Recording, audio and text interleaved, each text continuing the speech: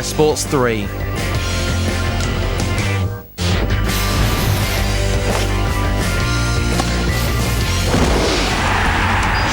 This is Sky Sports Live.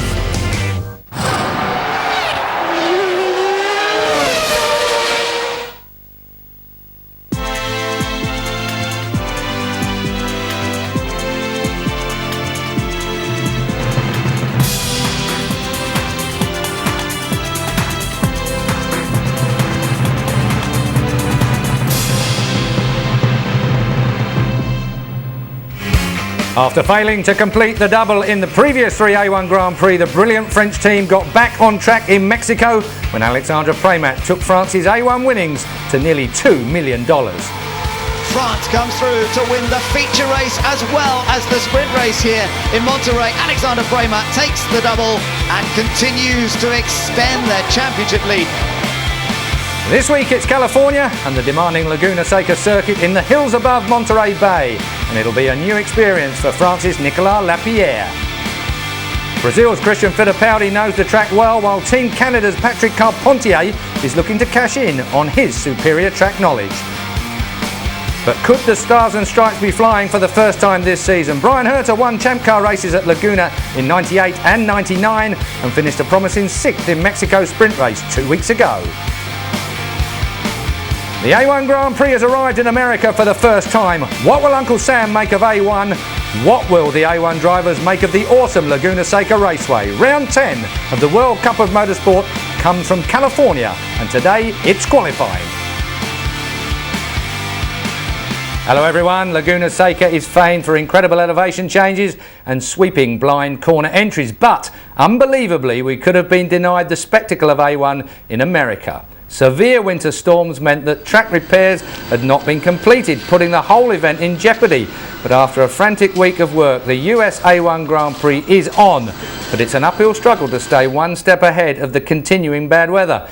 Here in the studio, you might have noticed that it's an all-male affair. George is away for the weekend, so it's my turn to interrogate World Touring Car Champ Andy Prix. Afternoon, Andy. You've got to say that the weather in California is almost as inclement as here in London at the moment, something we don't expect. Absolutely, I mean, uncharacteristic for sure. Standing water, terrible dust and sand across the track, very changeable conditions, cold track temperatures. It's a real challenge, and it's very, very unusual to have this weather this time of year. But talking of cold track there, we could see that there was actually snow on the mountains. I can't remember the last time I've seen snow at Laguna Seca. In fact, I know I've never seen snow at Laguna Seca. I would have been packing my summer shorts and my summer gear if I was going to spectate, so I would have been caught out badly, and so the spectators. I believe they're selling everything. They're selling all their fleeces and jackets to keep warm. Plenty to talk about as far as Laguna is concerned, but let's take a detailed look now at the track layout with Ben Edwards. On the main straight. It's Honori Shimoda. Great restart from Team France. Watch the Netherlands here. The penultimate event of the inaugural A1 Grand Prix series brings us to the west coast of America and the legendary Laguna Seca circuit in the Monterey Bay area of California. The 2.2-mile, 3-kilometre track begins with a straight that climbs, then falls as the cars sweep through the kink at turn 1 and approach the turn 2 hairpin. This is a potential overtaking spot, but it does tighten on exit. All 520 horsepower of the A1 engines designed by Zytek will be employed to ensure a rapid drag up the hill from the start-finish line. But once over the rise, it's all downhill to the left-hander. The rear of the car could well be unsettled under heavy braking, but a neat and tidy line is crucial to a quick lap. The runoff to the outside's inviting, but will swallow hopes of a decent result. Following the next series of turns around the lake, the circuit begins to climb to its highest point, and the most famous corner, the corkscrew, is a combination left-right which drops steeply downhill, the tarmac vanishing from beneath the car, the driver left trying to thread his way between the curbs. Just to add to the challenge, the approach is entirely blind, the corner hiding behind a crest which curves slightly to the right. Then it's a 90-degree left and the driver is into mid-air as he goes right and down the hill. Trees around the track provide useful reference points, but it's a tricky section. And it's not the end of the challenge on this part of the track either. Coming up are two corners that get the adrenaline racing and can make or break a quick lap. Turns 9 and 10 are left and right taken at high speed, bring the cars towards the final corner as well as the pit lane entry. The left-hander's dropping downhill all the way through and encourages a variety of lines from different drivers. It's here that water can collect, and there are big wide curbs that allow drivers to push to the very edge of the track. Turn 10 is another quick one where aerodynamic download combines with the grip of the Cooper tyres to slingshot the cars towards the final bend. It's a roller coaster of a race circuit, rising and falling, twisting and turning through the California countryside. The perfect test for A1 Grand Prix. It's a hell of a racetrack, and I've seen motorcycles around there many times. Cars, though, are fairly awesome in as much as they're very low on the track, and so much of this track is blind entries, particularly the corkscrew. There's no other place in the world that is like the corkscrew. Yeah, for sure, Keith. One thing that on TV you don't actually see the real camber changes and the rise and fall of the circuit. I mean, I remember arriving at Spa for my first time. I couldn't believe how steep Eau Rouge is, and the corkscrew's even steeper than that. So very difficult for a driver with his bottom an inch off the road. Well, there's 300 feet of elevation change over the entire track. That's quite a lot. In fact, somewhere like Spa might compete with that, but not many other places.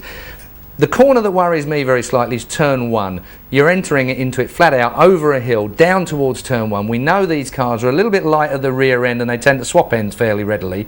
Is that going to be a problem, do you think? Absolutely, it's going to be tough for the guys that don't know the circuit. I mean, the guys who are well tuned in, the Herters and Carpentiers, are going to know what to expect from this type of corner. It's driven in a very different way. Maybe they've got to adjust the brake bias setting before they arrive there. And, you know, the new guys are going to be struggling. There's going to be a lot going on in their mind. They may just slip up in a corner like that. There's no racetrack quite like Laguna Seca, and of course the Americans always somehow manage to raise their game when they're on home soil. Brian Herter is looking particularly good at the moment in the practice sessions that we've seen. And what is it about the Americans when they get to home soil?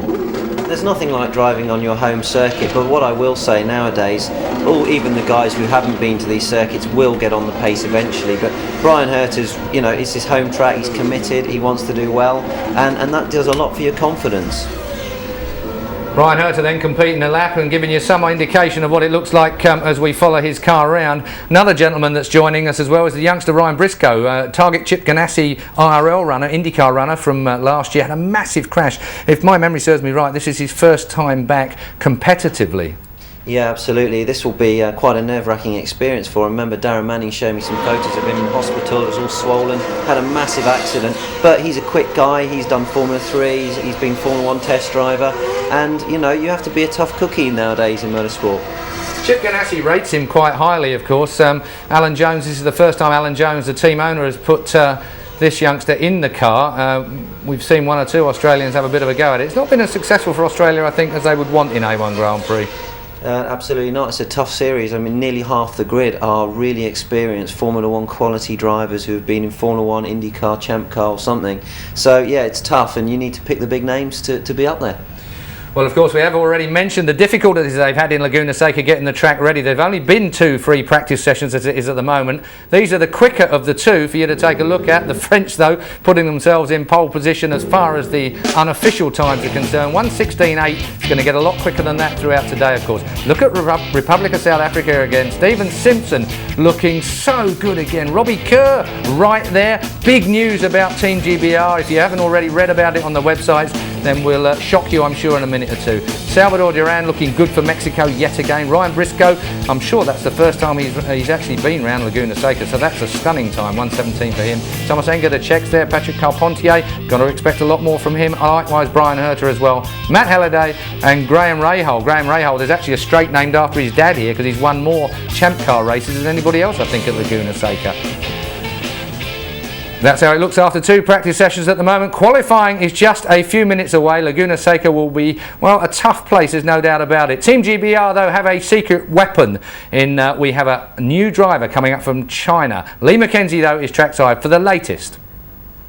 Thanks very much, Keith. Hello and welcome to Laguna Seca. It's been more like the Arctic Rally than the California coastline so far, and I think the shop just behind me is sold out of fleeces, jackets and hats too. But never mind, we've got a little bit of sunshine now. We've also got the best corner in motorsport. Robbie Kerr's just been on it now. Robbie, what did you first think when you saw that corner, the corkscrew? It's pretty awesome, and obviously the G-forces going up and down left to right is pretty tremendous, but it's a fantastic track and really enjoying my time here. We've had some inclement weather here. We've had snow, we've had some rain. Has that runoff been affecting the conditions of the circuit? It has, because water's come onto the circuit in some places, and as you're running, it's getting drier and drier. Today, at least. Yesterday, it stayed fairly damp on those particular points, so it's a real challenge at the moment. So no, but everyone's enjoying it. I suppose the key, as always, is to keep out the way of slow traffic in qualifying. What else do you think is going to be key to your session? It's obviously getting a clear lap and stay off those puddles, and the curbs. Some curbs have got puddles on them as well, so you've just got to be careful with those. Robbie, thanks very much. I know this is Robbie's last A1 Grand Prix race. He's got other commitments and can't come to Shanghai. The man in the driving seat will be Darren Manning. I think they're having a little fight at the moment. But Darren, this hasn't really been the hot holiday you've been hoping for. You're here in a watching brief. What do you think of A1 so far? Yeah, it's great. Obviously, been watching it on TV here in the States where I live now, and also when I've been back in the UK over Christmas and things. So yeah, I've been liking what I've been seeing, and thanks to Robbie stepping aside for his other duties, he's given me a chance to get into it. Yeah, but like you say, the weather, I've got millions of jackets on, so fortunately I had a spare one for me. Now, you've got some experience around this circuit from Champ Car. What advice would you give to Robbie? Just keep his eyes closed going through the corkscrew. I think it's blind enough as it is, but yeah, with the temperature like this, he's just getting up to speed as soon as you possibly can, and he's doing a good job. The Arden team and John and everybody that's running Team GBR have done a good job. So for me, it's just learning really. Thanks very much, guys, for the moment. Well, of course, this is the weekend that Team France could become A1's first world champions. But also look out for Brian Herta and Team USA, because when it comes to Laguna Seca, he really is the master. Back to you. Thanks, Lee. We're a few minutes away from the first ever A1 Grand Prix qualifying session at Laguna Seca. Join us after the break.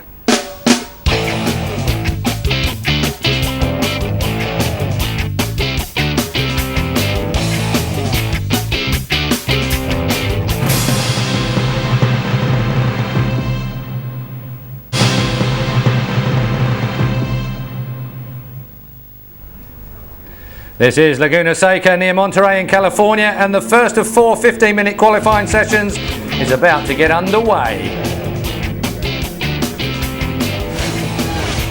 So then there was a look down pit lane at Laguna Seca, and if I can back reference to the conversation that Lee was having with Darren Manning and of course Robbie Kerr from before, with me in the studio here is Andy Prix. Now you're a good mate of Darren Manning's. What do you make of A1, do you think? You've been talking with him. Well, I think he'll be very excited. It's an opportunity for Darren to show how quick he is. He's very good in these one-off situations, and let's face it, he was badly treated by Chip Ganassi. He should still be in IRL, and it'd be good to show everybody what he's made of. Well, I certainly wouldn't want to be the man that had to pick up the reins of an A1 GP car at the very final round after giving everyone else a bit of a head start. I think it's a tough call for him. It's a tough call, but I know Darren very well, and he performs very well in these situations, and it is tough to come in at the end of the year when everybody's been familiar with the car, but I'm sure he'll make the best of it. I think Robbie's had a brilliant season, and it's going to be tough to compete with that, but he'll do a good job. Well, the weather is certainly looking a little bit better now. Guiding you through today's qualifying action are trackside reporters Lee McKenzie and Gareth Jones, and our commentary team of John Watson and Ben Edwards. We're just a few seconds away now from the green flag, starting this first of 4 qualifying segments at Laguna Seca, and it's really going to be a very open qualifying session, we think. But remember, you've got to get 2 sessions added together to give you your grid position for the sprint race. We're getting into the whole system now of qualifying in A1, this unique system of getting just 1 flying lap in each of those 4 sessions and taking your 2 best, adding them together to see where it puts you on the grid. Yes, and in reality it's a very straightforward and easy system to understand. But one nation you've got to keep an eye on, and one nation who's been very strong here throughout the weekend, another driver who has experience of Laguna Seca but in junior formula, and that is Salvador Duran from Mexico. They were second quickest on Friday, they were 4th quickest this morning, and Salvador Duran is showing the confidence that we saw from him in Indonesia. The disappointment of his home race in Monterey 2 weeks ago surely now behind him. Now, interesting to see that Australia are going straight out on circuit with new driver Ryan Briscoe. Now, I've been impressed with him so far. Had a quick chat with him after the practice session this morning. He says he's really enjoying driving the A1 car. Said he couldn't really compare it to anything particularly closely. It's a unique challenge, not a huge amount of downforce, plenty of power to play with, as we know. And Briscoe, who was racing in the IRL series, mainly of course on oval tracks in the United States during 2005, and suffered a very frightening accident in in Chicago. Now getting back into what he's more used to, a road course, a real proper race circuit. He was the Formula 3 Euro Series champion a few years ago. He's been a Toyota Formula 1 test driver, and he's looking pretty confident here. Yeah, he's a great talent that sort of got lost because of a series of upsets, particularly in that incident in Chicagoland last year. But very important that we're watching Ryan Briscoe make his way up that hill. Again, a very, very steep hill up to the corkscrew, trying to retain the temperature in the tyres as much as possible. And that will be absolutely vital, because if you go out in your outlap and just take it easy for the first half, you'll lose temperature, you'll lose grip, and consequently you'll not get the best out of your one lap in each of these 4 15-minute qualifying sessions. So let's see how Briscoe gets on with his first attempt to qualify in A1 car. He's got a completely clear track. He's the only car on circuit as he comes across start-finish line, which is just as they come up to the bridge here, and the lap begins to be timed. Over the rise. Now they're quite steeply downhill, steeper than it looks, hard on the brakes, and down into the hairpin at turn 2. Lots of drivers have been dragging that inside wheel, the unloaded wheel, into turn 2. The benchmark time that Australia will be looking for was the time they established this morning. That was a 1 minute 17.466. So no doubt everybody in the pit lane's watching. They know what Australia achieved this morning. They will look to see what time comes from this first of 4 qualifying events. 4th gear, 5th gear, as you can see from the telemetry, briefly up to 6th before he turns into the left-hander at turn 5 and then begins to climb up the hill. Now this is the beginning, if you like, of the approach to the corkscrew, but he's got a tricky left-hander to deal with here. Oh, and he's out wide over the gravel, and he's got it wrong. Can he keep it off the tyres? It's a real wall of death act round the outside, and he gets it back on. Well, he just pushed very hard in turn 6. The back end stepped out. He had to correct, and by which time he had run out of racetrack, because the racetrack off race line is slippery. Once you're onto that, you've got no option whatsoever, and he's simply just going to drive back into the pits. He's going to abandon altogether this run, because there, let's watch again. Watch for the oversteer. There it is. See how he had to put right hand down, and there's not enough width on the outside of the track. Once that occurred, he was holding his breath, just tippy-toed around. Did he avoid it? Yes, he did. He managed just to get him in. Well, there's a wake-up call for you, Ryan. Yeah, well, that's his first qualifying attempt. It hasn't quite worked out. That is a tricky corner. It's got that little dip in it, a bit of a bump, and if you get it wrong, which is what he did, it just throws you straight off the edge of the road. And we've seen cars off there in the past, but not really so far this weekend. I think he's the first car that we've actually seen, although New Zealand did have a problem up at that section of the track yesterday. But Ryan Briscoe, first attempt, hasn't really worked, and actually they brought him in without completing the timed lap. Well, absolutely sensible, because there's nothing to be gained, and we wonder whether that was fresh tyres or used tyres. Clearly they're going to, I think, keep those tyres on the car, and if they have, as we believe, 2 new sets of rubber to go on for those shoes, I suspect 3rd and 4th qualifying sessions, when we would expect the track once again to be at its peak performance. So they'll keep those tyres on. Hopefully the muck that we saw on them being dragged back onto the track will have been cleared up in the last part of that lap. Team principal Alan Jones going over to have a quick word, and it looked like there was a smile on his face. Alan was telling us yesterday, John, that of course he's been trying, we didn't know, but he's been trying to get Ryan in the car for quite some time. Well, I'm not surprised, because he is a talent that really has been overlooked. He rose up very early in his career, then got opportunities, then it sort of stalled out, being involved with Toyota but not being able to make too much progress, then coming over to the States to race in IRL, that big accident. Alan Jones knows talent when he sees it. He knew it himself. That's why Alan Jones became a world champion. And in fact, as much as that error may have had a slight setback for Australia in qualifying 1, at least Alan Jones knows the guy was having a go. Yeah. And that's what he wants to see. He wants this driver in there giving it one.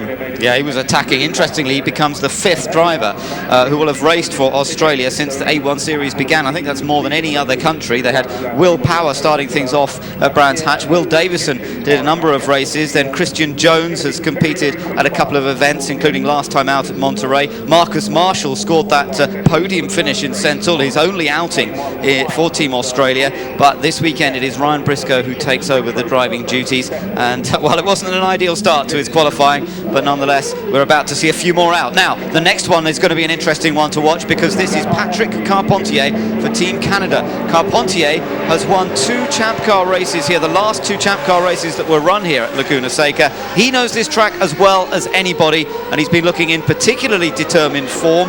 His wife gave birth to a new baby son just last week to make it a 2-child family now. He had a daughter already, but young Loic is a new addition to the family, and Patrick looks very fired up. Second outing in an A1 car. He's got to grips with the machinery a little bit. Yeah, and he used an interesting strategy, I think you might call it, because on Friday when the track did dry up, he still went out and ran on the wet weather tyres. It was declared a wet weather session, that's why he was allowed to do that. So he saved all the 3 sets of new slick tyres, the Cooper tyres that we're using here in Laguna Seca. Very quick this morning, ended up at the end of that session after 20 laps in 7th place, but Patrick Carpentier clearly knows this racetrack as well as any, and we should expect to see a strong performance from the Canadian in this qualifying session. Yes, I think that's one to watch, definitely. Pakistan coming out onto circuit as well. Adam Khan returning to the series, which is great news for Team Pakistan, and we'll see just how he gets to grips with this Laguna Seca circuit. Another one who's thoroughly enjoying the challenges it presents, but it's going to be a tough battle. I think we're going to see time separated by literally thousandths of a second. Carpentier still on his out lap, but he's coming up to start his flying lap now as he comes out of turn 11. And he's really pushed hard all the way around this out lap to maintain as much tyre temperature as possible. He's got a clear track ahead of him.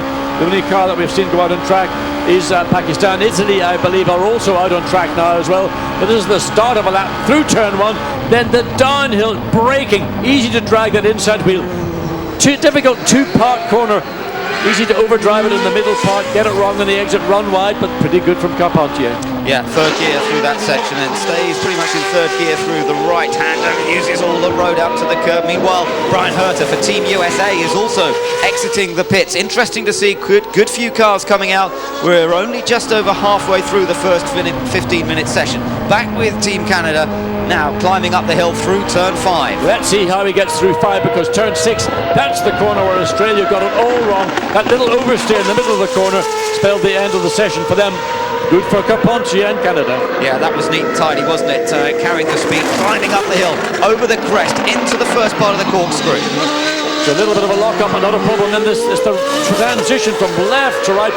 It's like the world's fallen out. You just drop into this massive chasm, and then you're into turn 9, the double turn 9. These are 2 quick corners, and you've really got to extract the speed from the car here. He's not quite as wide there, interestingly, as some of the others, trying to keep it tidy. Gets back over to the right-hand side of the road, into the final corner. Now, this is going to be our first benchmark. How quick is he going to be for Team Canada? Cross the line. It's going to be not nearly as quick as we saw this morning. It's a 21.492. That's almost 4 seconds slower than he did this morning on his best run. The best run this morning came from France at a 1:16.8. Now, there's been other events on track, other races taking place here over the weekend.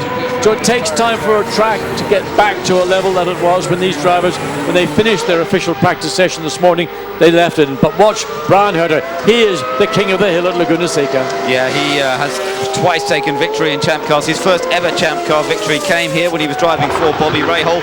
And now let's just see what he can do in the A1 car. He's got some experience, of course, and went well in Monterey, qualified very effectively on the 3rd row of the grid last time out in Monterey. Now let's see if he can apply it here. Of course, he may not be on the new tyres as yet. They've got to decide which of the 4 sessions they decide to run their new tyres. It will make a massive difference in terms of lap time when they do put the new tyres on the car, but nonetheless it's important. And look at how much up he is at the first split, 0.8 of a second. Well, I'm not surprised, because to be 4 seconds off the best time you did this morning, which was the case of Canada, is a lot of time. So Brian Herter ought to be picking up seconds around this lap compared to Canada. Italy in fact quickest now, 1:20.858. That's the team time you're seeing on 20.5. That's compared to what Italy did this morning. It's about 2.5 seconds off. A full second under Italy's time, so into the 1:19s, if not high 18s. Yes, Herter looks set to go quickest here, but has he gone a bit too early in this session, or has he used the tyres correctly? We won't find out really till we get to the end of all 4 sessions. He's neat and tidy through turn 11, the final corner. Austria have just gone quickest. Matthias Lauda's just gone fastest, but yet he stays fastest. Look at that, USA were on target, but beaten by Austria. Well, a superb run, we didn't see it, but Matthias Lauda, Team Austria, have gone out and achieved something we've not seen happen on merit. That's pole position temporarily for the Austrian. But watch this car, because Mexico, Salvador Duran, was extremely quick in the practice session this morning. He was displaced just at the end of the session, but through most of the 1 hour that they had, only 1 hour, they didn't get a second session in that they had hoped for. He was the man setting the pace. He's good over the corkscrew. He used to race here. He learned much of his racing craft here, driving for the Skip Barber School. But he was down in that sector compared to Lauda. So whatever Lauda has done, I suspect they've sent him out on a brand new set of rubber, and he's delivered. He's done a great job. His time is within a tenth of a second of what he did this morning. But Germany's just gone faster still, so now it's Timo Scheider on a 1:17.8. Big spread in the times here as the track cleans up, and let's see where Mexico goes. Mexico is fourth, presumably on an old set of tyres. New Zealand's just gone quickest. New Zealand has set a better pace at a 1:17.2. Gradually we're getting there. Yes, and the key is that Germany and New Zealand have improved on their time set this morning. Now watch Lebanon, because Graham Rahal, well, not quite as quick. He's gone third.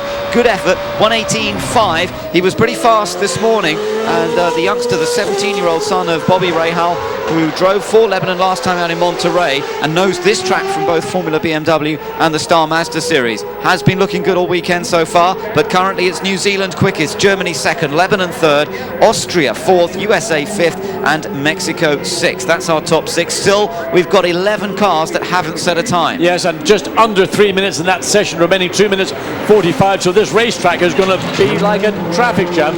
And Bobby, look at Brian Herter getting out of his car. He'll be, on one hand, disappointed and think, oh, well, you know, I thought I was doing the right thing, 1:18.7 and a new set of tyres. Contrast that to New Zealand, who did a 1:17.2. That is most likely achieved on a new set of tyres. So a quick chat with race engineer Gerald Tyler, trying to sort out what they're going to do for the next session. Indonesia on track, that's Ananda Mikula. Let's see whether they can drag the car up into the top 10. He's only half a second down at that second split, so good potential here to be right up amongst the front runners through the last couple of corners. Let's just keep an eye on it. Yeah, good through there, and now the left-hander. Half a second down would put him currently into second place. Maybe third place by the time he comes across the lap. New Zealand, Germany and Lebanon. So where is it going to be? In the 17s? No, just in the 18s, so he goes third. Quickest, it's New Zealand, Germany, and now Indonesia third with Lebanon fourth. Still a number of cars to complete their laps. And would you believe that Canada, the slowest of all 12 cars that have set a time so far? Now 3 cars are on hot laps. One of them is this Jos Verstappen. He had a difficult session this morning because he ran on the tyres that he spent most of Friday running on. He said, look, the grip had gone away, we're just working around the car. Not worried. Look for Jos Verstappen, because he is certainly one of the cars, one of the nations we expect to be close to the front of the grid. Yeah, he does seem to love this place. It suits his attacking style, but you've got to carry the speed as well, and he certainly can do that. First split coming up, and he's up on the time set by New Zealand. But he's got Brazil ahead of him. Now Brazil have just gone out, we think, or completing a lap, so he does not want to get into close proximity with this car coming up the hill into the corkscrew, or worse, going through that double turn 9. Czech Republic's just gone quickest, a 1:17.0. We're almost down to the fastest times that we saw this morning as the track continues to clean up. It's now the Czech Republic first, New Zealand second, and Verstappen's not as quick at the second split. Is Fittipaldi going to let him go through as they go through turn 10? Because he may be preparing himself for a lap. I don't think he's going to let him through, and this is sheer frustration. This is what happens when you wait until the last possible minute to get your lap in. As France goes on, they're going to start the lap with 25 seconds remaining. So the Netherlands are not going to get a particularly quick first run in here. Let's see where it puts them. Fourth place, and Fittipaldi now is onto his quick lap, but interestingly just ahead of him so is Team France, driven by Nicolas Lapierre this weekend. Remember, after Alexander Premat was so brilliant at Monterey, taking the double victory, ended up starting from pole. Ooh, there's a bit of a wide slide there from Lapierre, but he kept it beautifully under control. And now watch him as he comes up through turn 4 and up the hill towards turn 5. And France are one of 6 cars there's the checkered flag, but they're entitled to finish their lap. They're one of 6 cars that really waited until the last possible moment as they come up into turn 6. Team Ireland's gone quickest, and what a time that Ralph Furman has set, a 1:16.2 for Ralph Furman. That has certainly laid the gauntlet down to those on their quick laps now, as see if we can see France improve on that. Great Britain are also out there on a quick lap at the moment. No, they're down half a second down. Ireland again choosing to go on that new tyre. France, we're not sure whether they've chosen the new tyre option or not, but they're half a second down on Ireland. That's sufficient to see them in second place, because Czech Republic are 0.8 of a second down on Ireland, currently in P2. Great Britain's crossed the line there, third quickest. Robbie Kerr's gone third. It's still Ireland fastest then the Czechs. Where's the French car going to be? It goes fastest, would you believe it? He was down on the split. Well, he picked up a bunch of time in that final sector. I mean, that's a brilliant run, a superb run from Nicolas Lapierre, because he was down in that second sector and he dragged that time back plus 0.023 of a second to put himself ahead of Ireland in first place. What a performance from Team France once again, and Ireland will be there scratching their heads. But remember, this is very much the early stages of qualifying, and this track, a bit like Monterey, is getting faster and faster with every run. So this session may end up being absolutely irrelevant to the outcome finally of the grid for the sprint race, but it gives us an indication. And currently it's France that have set the pace by just 23 thousandths of a second from Ireland, Czech Republic third, Great Britain fourth, then New Zealand up there in fifth, Brazil sixth thanks to Fittipaldi, seventh place for Portugal, then the Netherlands, Germany and Malaysia, those two going better in this session. Behind them we've got South Africa, Indonesia, Lebanon pushed down to 13th, Austria 14th, USA down in 15th ahead of Mexico, Switzerland, China, and then towards the back we've got Italy, Pakistan, Canada and of course Australia, who ran off the road, the only car that actually ran wide in this session. That's how the 22 cars are after the first 15-minute segment. So Nicolas Lapierre then drawing first blood at Laguna Seca. He's put France in the perfect position. The first qualifying session is over. We'll be back with qualifying 2.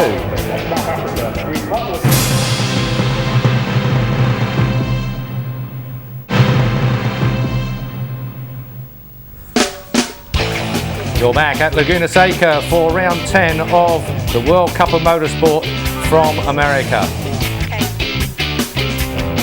And coming up tomorrow, a great double bill of live football. We're at Old Trafford as Manchester United face Newcastle. That's at 1, followed by Arsenal against Liverpool at 3:30, both on Sky Sports 1.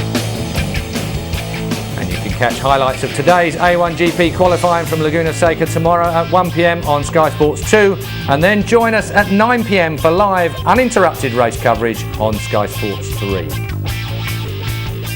And judging by the way things are shaping up today at Laguna Seca, it's going to be a great day's racing as well. Qualifying at the moment, Andy Prix, a little bit difficult for one or two of the drivers, there's no doubt about it. The track catching out some of the less experienced, should we say. Sure, I mean, we saw Briscoe there and it had a very big oversteering moment. The circuit's very, very narrow. We saw him in turn 6 and as you said, Keith, it's a massive commitment corner. He lost the rear of the car, snap oversteer and run off wide on the exit. That's practice 1 over for him. Well, we can actually take another look at it. I mean, you can see him there snapping it sideways, like you say. Not a bad save, you've got to say. Fair amount of runoff here. If he'd done it at Durban or one of those tracks, he would have been clouting a wall. Unfortunately, not a lot of grip on the gravel. He did well to save it, just off the tyre wall there. But it's a very narrow circuit. You make a very small mistake on the entry at that speed, it leaves you with leaves you with no room on the exit.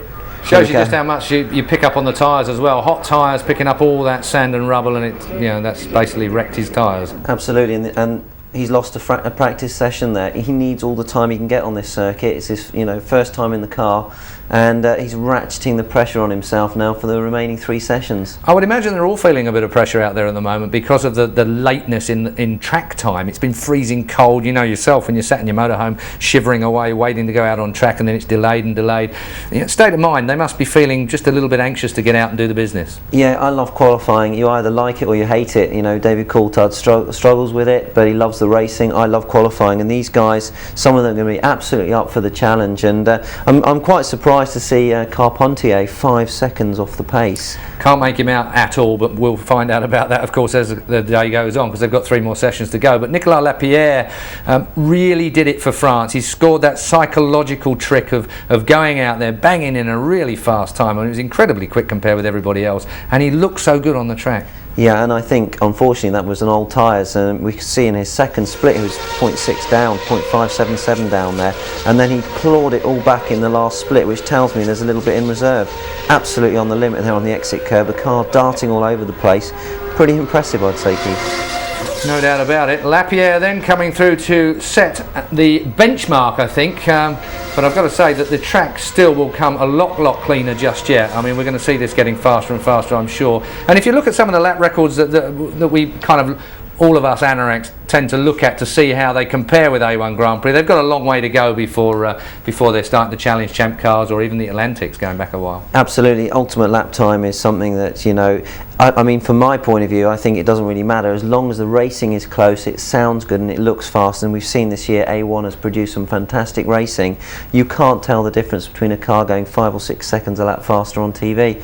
And the racing's been brilliant. But, you know, I still think that these guys with the experience are going to come through towards the end of the session. They know that this track gets quicker at the end. Or maybe A1 Grand Prix has produced this subculture of youngsters who are able to beat all these top liners that we thought would be the men that set the benchmarks. Perhaps it's the youngsters for A1 Grand Prix. Well, you know, they're hungry, they're prepared to put it on the line, and you know, a lot of them have come out of Formula 3000, out of lower formulas where these cars have got a lot of grip and slightly underpowered. Maybe the more experienced drivers are used to the more powerful cars. Well, you can see their wet weather tyres. They might even need snow tyres tomorrow morning if this lot comes down towards the track. Time to get back then to the track. John Watson and Ben Edwards are trackside for qualifying number 2. First qualifying segment has been completed. We've got France ahead of Ireland, the Czech Republic and Great Britain. Somewhat further down the list, though, as we mentioned earlier on, is Team Canada, and I think we now can hear from Patrick Carpentier. Patrick, you've enjoyed success twice round this circuit. It's not going to plan so far today. Is there a problem out there? Yeah, it was not very good on the first run. This morning in the practice, ran 17s pretty much every time went out, and now only 21s with the used tire. We tried to change the car and didn't work out, so hopefully in the next 3 ones we need to pick it up a little bit. I suppose your local knowledge balances out with the inexperience in the car. Would you say that was a situation? Yeah, I'd say that it is a little bit, but it's a race car. It's got 4 wheels, so we just gotta get our act together. Patrick, thank you. Thank you. Carpentier definitely looking pretty determined and fired up to get a decent result out of this event this weekend. He's also going to be in the car for the final run at Shanghai. Sean McIntosh, who won for Canada, of course, this season at Indonesia, is here in a support role. He won't be available in Shanghai because he'll be racing in the World Series by Renault, which is a championship that he'll be moving to for the summer of 2006, and in fact will be joining Robbie Kerr as teammates there. And just going back to what Patrick Carpentier was saying, I mean, the time that he did this morning would have put him effectively 9th quickest in that first session. But of course, 21st is the reality, and he's got a lot of work to do. But he's got 3 sessions to do it. He'll have the tyres available, and the speed clearly is there, as we did see this morning, as we look at South Africa's Stephen Simpson. And again, Stephen was somebody who stunned us all at the end of that session by going 2nd quickest. He currently now is in 11th place, but again a long way from where he was in terms of time, almost 1.5 seconds slower. Now that was a time done on new tyres this morning. He ran those tyres in that first session, and that's what happens, that when the newness goes off the tyre after 1 run, then the tyre stabilises into what it will do over the duration of many laps. Well, the clock rather than the talk is ticking away on this second qualifying segment. We've already had 2 minutes available, but nobody has decided to go out on track just yet. We're looking at Teng Yixiang driving for Team China in qualifying. We may see the 2 drivers alternating in the 2 races come tomorrow. It's likely that Xinhua Ma may race in the sprint race and Teng Yixiang will race in the feature race. But of course, their big event coming up in a few weeks' time. But Brazil here, Christian Fittipaldi, experienced here at Laguna Seca, finished in 2nd place in Champ Cars, had many finishes here in the past. Currently 6th quickest, and in that battle with Great Britain for 3rd in the points, only 3 points separating them. It's proving to be a fairly crucial battle, and they'll be aware, of course, probably already, that Robbie Kerr won't be driving for Great Britain in Shanghai, that it will be a new driver in the shape of Darren Manning. That might give Brazil a bit of hope they can hold on to 3rd. Yeah, and I mean, it's unfortunate circumstances are such that Robbie's moving on to his, his summertime job. And by bringing in Darren Manning, who's not yet driven an A1 GP car, as we know, and from experienced drivers who've raced in North America, as Darren has done over the last 3 years, just stepping into an A1 GP car because you've been a bit of a hero or a star over in the States is no passport to speed or success. So that's possibly something that might take a little bit of time for Darren to get up to speed, whereas Christian Fittipaldi has now been in an A1 GP car for, this is his 3rd race, and he's now fully conversant with what it takes to drag time out of his car. looking at Graham Rahal driving for the second event for Team Lebanon, the 17-year-old who was pretty impressive first time out in Monterey, surprised a few people, belying his lack of experience, and qualified higher up on the grid than the Lebanese car had ever been before. 16th position, didn't quite manage to get into the points, and that's still their first objective, is to score some points. And if it's going to be anywhere, I should think the likelihood is it could be here on a track that he knows. Well, not only that, his father's got a legacy of 4 victories, 84 through to 87, 4 straight victories for Bobby Rahal. Now Graham will be fully aware of that. There's not that level of pressure in reality upon him, but he has been very impressive throughout the 2 days of running so far here. Currently 13th quickest, but I suspect, like most people, that time was the time established on tyres he would have run on this morning. So we're not seen anything like the best of Lebanon or Graham Rahal, or as we call him, Graham Rahal, because he is of Lebanese ancestry. His grandfather was a Lebanese citizen, and so that is the pronunciation of Rahal in Lebanese. Rahal. Thank you, John. Switzerland have a new driver on board, Giorgio Mondini. We had a quick glimpse of him just now. Of course, Neil Yarni, who has been so impressive for Team Switzerland, is off with his Formula One commitments, and Mondini himself has been testing the Formula One car recently and will have Formula One commitments of his own as the season continues, but he's getting his first taste of an A1 car. Ralph Furman, who's already been testing in his Honda sports car that he'll be racing throughout the year, but looking very competitive here, a 1:16.2, only a fraction slower than France in that first qualifying segment. And Team Ireland know they're running out of races in which to really achieve the results they feel they're capable of. It's been such a frustrating season for them, only the one podium finish so far. Yeah, I mean, there's been the speed there. It's just for a variety of reasons, partly not of their own making, but circumstantial issues on circuit, traffic, whatever. But of course Ralph Furman also wants to win a race because he was the driver that was selected to do all the development work on this A1G GP package with the aerodynamics, the mechanical side of the car, bigger rear wheels than we're accustomed to seeing in single-seater racing cars, front tire a lot smaller, the unique nose, the way that this sort of droopy moustache front wing assembly, which is a part enable these cars to race so closely, where in single-seater racing we tend to see drivers saying, can't get close to the car ahead of me, spoils my front wing. Well, A1 GP cars are able to do that. Now, interesting to see the first car out on this second qualifying segment is Team USA. There are just under 9 minutes to go. So we've had 6 minutes of running without any cars out on track. And now Brian Herter decides to go out onto the circuit and get a bit of clear running. I can see that Fittipaldi's leaving the pit lane from our vantage point. Just glimpsed the green, yellow and white car going past and making his way out. So, by the looks of things, is the Czech Republic and Lebanon. So, suddenly, Team USA's decision to go out there has heralded the start of a bit more track activity. If nobody went out before the end of this session, probably nobody would go out. It takes somebody to go out, and with just over 8 minutes of the session remaining, you do not want to wait until 2 minutes to go before you go out, because you'll find yourself trapped with maybe a 6 or 8 or 10 cars. So in the case of Brian Herter, he's the man who's bitten the bullet literally and metaphorically and has gone out on track. He needs to be careful that he doesn't run into the traffic that we hear going down pit lane, and he's going to catch up with as they go out in their exploratory lap and he comes up to complete his flying lap. Yeah, well, let's see how he gets on. Will he be held up at the end of his flying lap? Still on his out lap at the moment, coming towards the end of it now, so this is where he really hopes he's got the tyre temperature up, and as he comes into this bend, he's looking for a good exit so that he gets on the throttle early, drives it up the hill, gets good speed, and goes on to the flying lap. 6 cars have gone out, 7 of cars have gone out, but of those 6, it's Austria, Italy, Lebanon, Czech Republic and Brazil that he will have to, this is Brian Herter we're talking about, have to be careful not to catch in a part of racetrack. Of course, he's looking for maximum performance. He's not going to lift off because of that. He doesn't want to have this lap. First car will record a hot lap, and hopefully he will not bump into traffic as they make their way out of the pits. So best qualifying performance for Herter in A1 has been 5th on the grid. That was last time out in Monterey. Best for Team USA generally was when Scott Speed was driving in the early part of the season. He put it in 2nd place on the grid on the front row in Germany, then had an accident into the first corner and never really got the sort of results after that he was hoping for, and left after racing in the Estoril race at Portugal. So now it's Brian Herter's opportunity to show what he can do here at Laguna Seca. We don't know whether he was on new tyres or not. He locks up briefly into the corkscrew, but nothing to really worry him.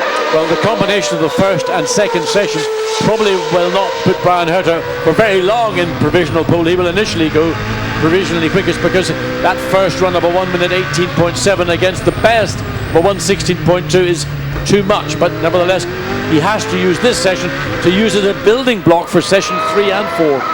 So let's see what the first aggregate is. The 2 lap times added together. It puts him fastest at 2:36.473, but the individual lap time there in his second qualifying segment, a 1:17.691, and that's a second and a half off the quickest we saw earlier on. Brazil's just gone a fair bit quicker, and Christian Fittipaldi's now taken provisional pole. But interestingly, Fittipaldi was actually 0.2 of a second slower on this run than he was on his initial run. And again, there's tyres looking down at Team GBR, and those looking that have had a run. Yep.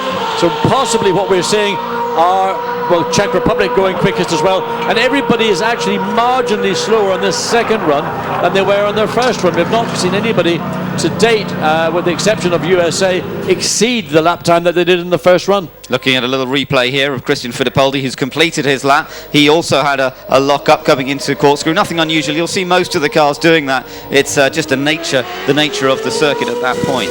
Well, Lebanon has gone third. In fact, Graham Rahal is the first driver to have beaten the time, particularly those that were at the front end of the grid. So Team GBR make their way down the pit lane. We've got 5 minutes of this session remaining. Mexico also coming out as we watch Adam Khan coming up to complete his second qualifying lap. Interestingly, of the 6 cars that have set a time in this second qualifying segment, the fastest over the 1 lap has been Italy, Max Papis, but still, because he was fairly slow in the first segment, he's still 6th overall. At a 1:17.0, the quickest actual lap time. Pakistan complete the lap. They go 7th quickest now, with a 1:18.8 as an individual lap time there. And still the Czech Republic with the fastest time on aggregate, but we're waiting to see the likes of Ireland, France come out. Now, one of the things we've got to keep an eye on, we saw Adam Khan go across. There's a white line that delineates the exit of the pits, and you're allowed to run it, but you're not allowed to go over it. And Adam Khan clearly ran over that. Now, the drivers and the drivers' briefings were advised not to do that. We don't know whether there'll be any issue about that for Adam Khan on that particular run, but these 23 drivers have got to be very, very careful, particularly in a race situation. Well, there's France, 1.4 seconds up, and they were quickest at the end of that first session. Well, this is looking like a very good lap, of course, from Nicolas Lapierre. Have they decided a slightly different tyre strategy to everybody else? Have they got incredible pace? We'll wait to find out, see what everyone else does as well. They've gone out a little earlier in this session than they did in the last one, when they left it to pretty much the last lap. They've got a few cars ahead. He's 1.5 seconds on aggregate up, and he's on his own fastest lap from earlier on. He's 37 thousandths quicker. Well, this is very impressive. Nicolas Lapierre back in the car, having stood on the sidelines to watch his colleague Alexander Prema win those 2 races in Mexico. Now let's see how quick this is. This is going to be France fastest, but by how much? That's the question. Across the line he goes by 2 seconds, and his lap time still a 1/10 of a second slower than he managed in the first qualifying segment. But he's put together 2 laps in the low 1:16s, and that's brilliant. Yeah, and that's what he needs to do. He's got a really good position now to work for those final 2 qualifying sessions. We go now to Switzerland and watch Giorgio Mondini, who's really struggled in this. The 2 days of running has not found the pace that this car we know had with Neil Yarni, who was so successful for Switzerland. Of course, new drivers coming into the series this weekend, and there are 3 of them, Mondini, Papis and Briscoe for Australia. They're at an even more of a disadvantage because they've only had 2 practice sessions this weekend instead of the normal 3. Yeah, the one thing that Mondini has in his favour is stepping into a very competitive car, unlike that in some of the other nations who have not been at the level Switzerland's been at pretty much. And look, he runs the curb, takes a big risk on the exit of 10. Yeah, he got away with it, but only just. He comes up through the final corner now and begins the climb uphill. Switzerland were quite a way down, 17th after the first qualifying segment. They've now gone 6th, but that's still an improvement though. A 1:18, another change coming in. Indonesia's just gone 4th overall now, and Great Britain's just gone 2nd. Great Britain are going 2nd to France, a gap of 1.7 seconds. But remember, we're still waiting for Ireland to put in their second segment time. Mexico's gone 4th with a 1:16.1. Now, that is the fastest individual lap time that has been set by anybody in the 2 sessions so far, and it's just been set by Team Mexico. So we've got Ireland, New Zealand, both, and Portugal all on hot laps. So France still dominating, but Team GBR in second place. Czech Republic, who went much earlier, back in third. New Zealand, Matt Halliday, been strong all weekend. He wants to get Team New Zealand up into position.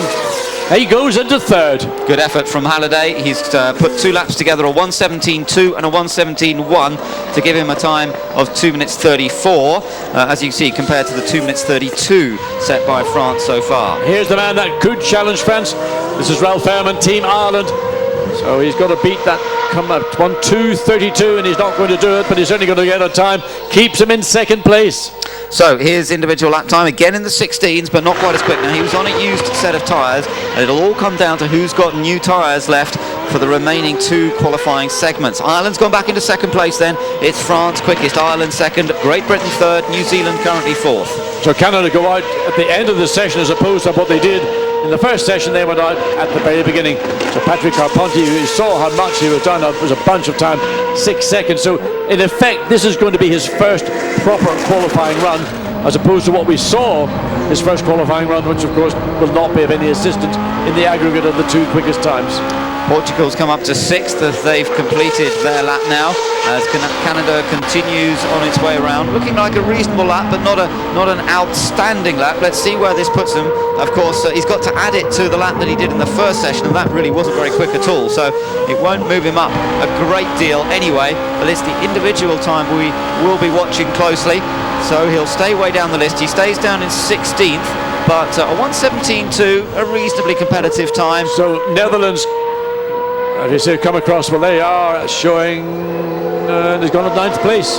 19th, yes, 9th place rather, sorry, a 1:17.6. 2 laps virtually the same there. But South Africa still on circuit, waiting to see South Africa put in a lap, and he's certainly attacking, isn't he? You could see the car bobbling and moving as he went out to the curb there. He did a 1:18.0 in that first run. We know he's capable of running way in the 16, so whether this is going to be another 1:16.4, South Africa, good enough probably to get him into the top 10, but he's then going to have to work even harder in those final 2 sessions. It looks very good in the exit.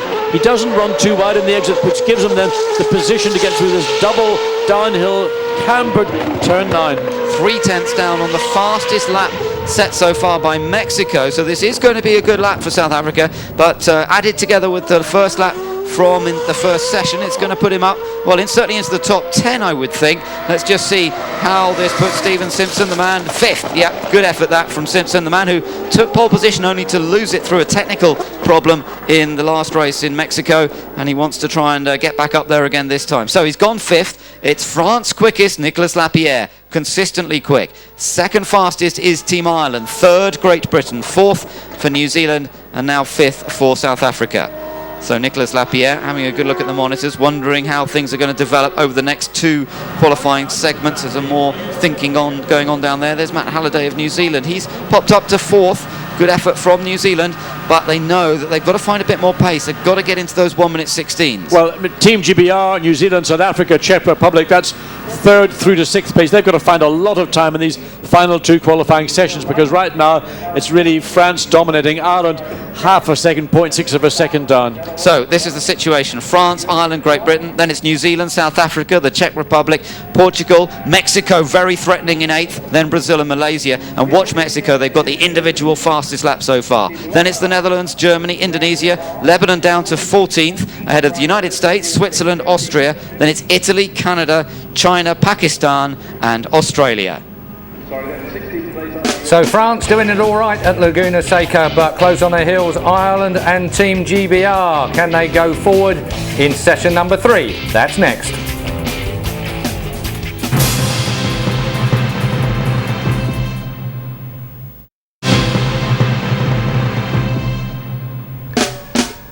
Welcome back. Well, we are in America, but it's Team France that are in control at Laguna Seca at the moment, setting 2 of the fastest times out on the racetrack and putting themselves provisionally in pole position with 2 more sessions still to go. With me here in the studio is, of course, Andy Prix.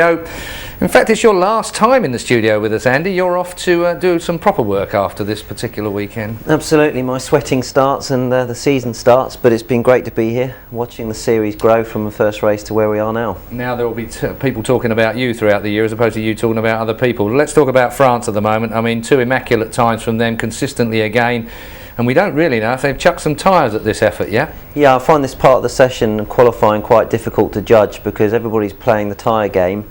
Are they going to save their sets to the end of the qualifying, or have they used one set now? But obviously France have been very, very quick. It's good to see Robbie up there in the top 3, and of course Ralph setting a very fast time. To be honest, Ralph and France and Mexico, Salvador Duran are the only guys in the 16s at the moment.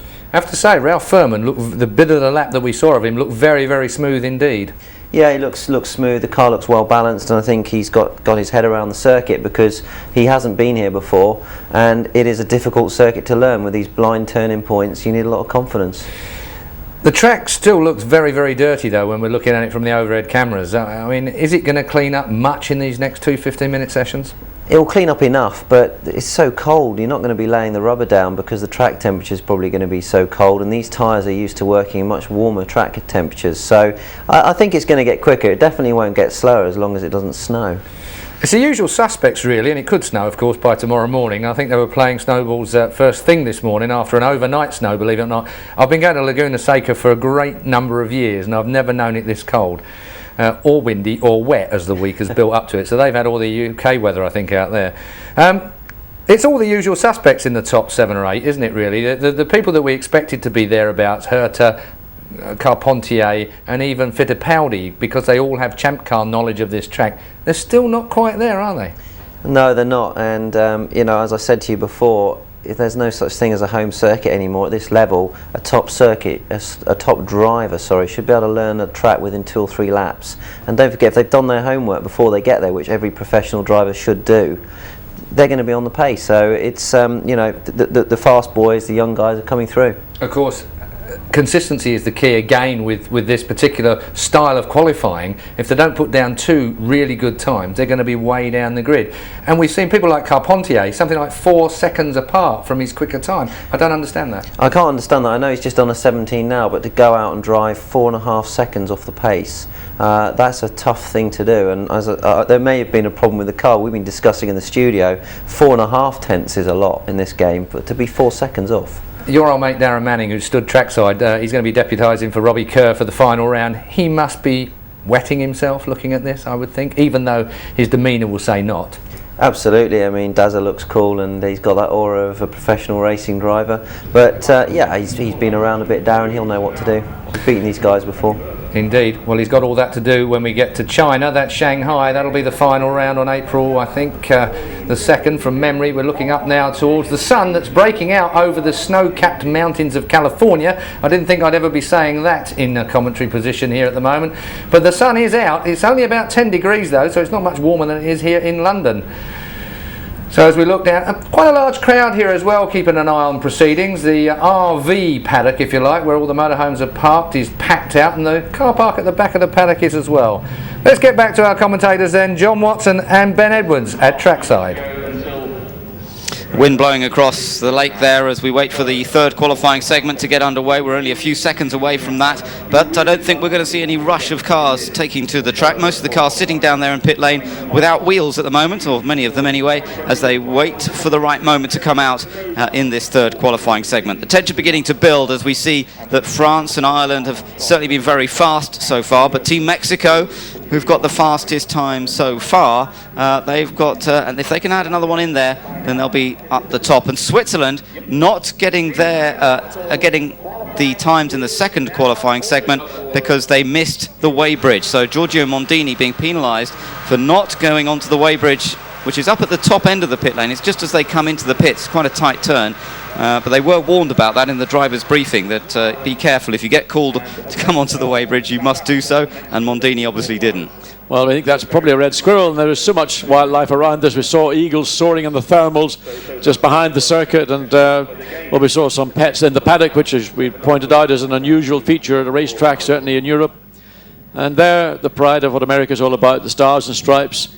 And as Rick Vaniger said for Team USA, welcome to our nation, welcome to one of our greatest circuits, Laguna Seca, a circuit in the middle of what is a wine growing area in California generally, both slightly south of where we are in Monterey, but of course further north of San Francisco, the great Napa and Sonoma valleys amongst many of those famous wine growing areas. And having tasted a few of the samples, are not too bad. I'm surprised there, John, that you've actually tasted a little bit, but I'm jolly glad to hear it. We've got quite a few people just enjoying vantage points up beside the track, particularly the Corkscrew. It's always an extremely popular place, of course, to go and have a look at the cars. You can get pretty close to the action there and see them as they drop down the hill. So it is a wonderful vantage point here at Laguna Seca. The track is open now for the third qualifying segment, and we're waiting for the first drivers to come out and see who it will be. But surely no one's going to come out that quickly. Every quick time has been set towards the end of each qualifying segment. We haven't seen many set early, so I think they're all going to wait. But as you said earlier, they then get into the trouble of lapping, falling over each other, trying to do their quick lap, and that, of course, is going to mess things up. Well, that just reminded me of Adam Khan. We saw him getting his helmet and his hands and neck device attached, and Adam Khan, who'd metaphorically tripped over a straw and a hen kicked him back in Durban when he suffered a minor stretch of his ligaments, and the whole story, I think, is quite amusing, but obviously much more serious from a medical perspective. But Adam back in the car, and currently, well, he's done in 20th position, but of course that can all change. We've got the final two qualifying segments coming up, and all Adam has got to do is do what we know. He's got natural raw speed, and he can find himself comfortably inside the top 10. Of course, that requires him to get 2 perfect laps in these 2 remaining segments. Yeah, that's what he's got to do, and a few more drivers now getting ready to come out. It's Christian Fittipaldi at the wheel of the Brazilian car.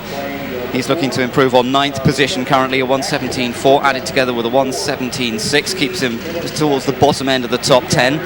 Czech Republic, they moved down to 6th place. They had been 3rd after the first qualifying segment, but dropped down to 6th position. And now Thomas Enger's got to dig a little deeper and see if he can find a bit more pace as well. France, though, very much kingpin. They're looking to wrap up the A1 Grand Prix Series here this weekend, remember, and take another $1 million to the winner of the World Cup of Motorsport. Are they going to manage it in the first race? Well, it is possible. Really, Switzerland have to finish ahead of France for it to go to the feature race. And with Switzerland currently last of all cars because they had their second time disallowed, that doesn't look particularly likely at the moment. No, it doesn't, but of course we've got 2 races. We've got a sprint race, which is going to be 22 laps, and we've got a feature race, which is 44 laps, and we've got that mandatory pit stop in the middle of the or at any point, in fairness, in that feature race, other than the end of the first lap. And the pit lane here, while it's quite a wide pit lane, it's not a desperately long one, so the teams are going to have to spread themselves out much more than we're watching here. The cars are parked in echelon fashion rather than in the normal sort of heading out in the direction of the racetrack. So it's going to be a very busy racetrack. Should we see what has become almost the norm, that if a safety car deployment takes place, everybody then dives in to take advantage of it. They don't want to get wrong-footed by finding themselves out on track should there be a second deployment. And of course that's what was the case in Indonesia when Team GBR and Team South Africa really got caught out by that, and with natural speed and pace could have won the race, but they got wrongly positioned. Brian Herter is preparing to climb aboard the Team USA car, the 35-year-old winner here in 1998 and 1999, and of course was also the victim of one of the most famous overtaking manoeuvres here when he was leading going on to the last lap, and Alex Zanardi dived down the inside into the infamous corkscrew and snatched victory in the last few moments of the race. It was almost a bit of GBH, to be truthful, grievous bodily harm, the way that Alex did that manoeuvre. But of course Alex Zanardi, who had so much success racing here in America in Champ Cars, was the kind of driver who brought excitement to motor racing, and so much loved in the States prior to that appalling accident that occurred a number of years ago in the round in Lausitzring in Germany. But thinking forward to Ralph Fährmann, and he's got a lot on his mind. He knows he's got pace. He didn't illustrate that pace quite so much in the second qualifying round. I think once he gets onto new tyres, or if he has got one new set of tyres left, which I suspect that he does, because I think in the first session he ran new tyres. I think he ran those tyres in that second session.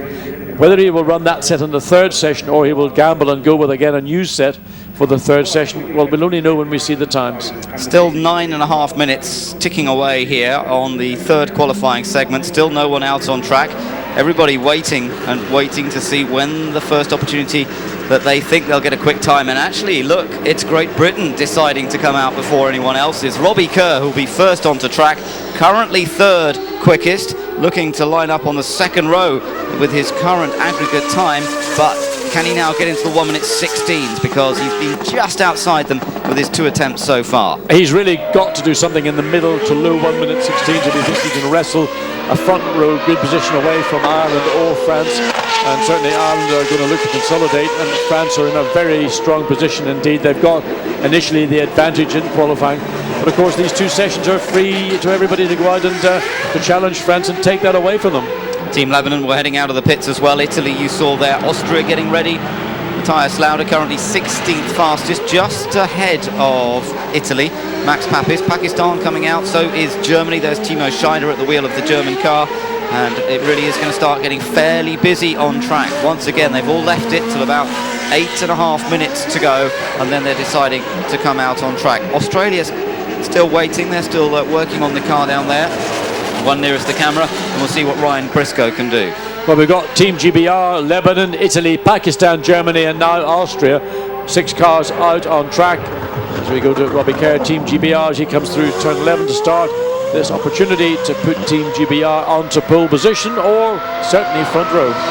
Well, of course, he's had one pole position. That was in Sentul in Indonesia, the race before last. And then qualifying all seemed to go a little bit wrong in Monterrey in Mexico. So he wants to be very much back on track. He's been pretty consistently up on the first 2 or 3 rows throughout the A1 Grand Prix series. But another pole would not go amiss as he still attempts to win his first race. And that was certainly pushing to the edge. Yeah, he certainly had a commitment in turn 3.